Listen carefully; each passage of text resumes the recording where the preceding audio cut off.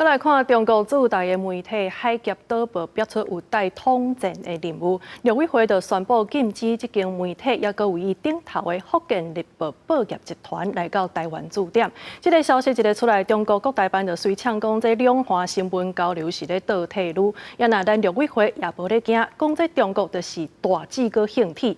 另外呢，咱的内政部也来公布，全台湾有5位里长是有中国籍，民进党是来呼吁讲应该爱查敢有误。中国主大媒体海峡导报被亚出做统战任务，互陆委会宣布暂停批准海峡导报甲所属的福建日报报业集团来台驻点，引起中国国台办呛声，两岸新闻交流倒退路。陆委会主委邱垂正强硬回击：中国大陆的所有媒体信党啊，都是官定的意识形态。这个是举世周知的事。中国大陆说我们没有新闻自由啊，这个就像是夏虫语冰一样啊。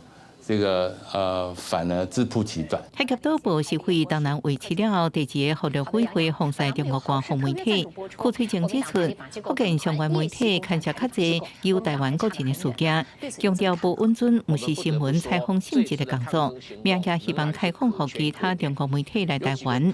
对网红最近亚出有台湾人申办中国身份证，邱垂正表示，过去10年只有查到679人违法，早期会展开清查。不过内政部前一日先公布查到5位里长有中国籍。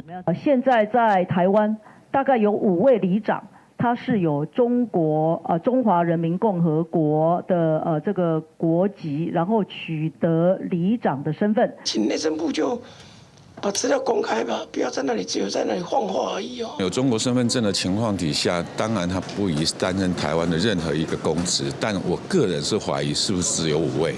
我认为内政部应该是全面性的、彻底的彻查。内政部表示，已经分别去函主管机关，也就是区公所，会按照国籍法甲户籍法规定办理。不过相关名单因为牵涉个资，无方便公开。公视新闻采访报道。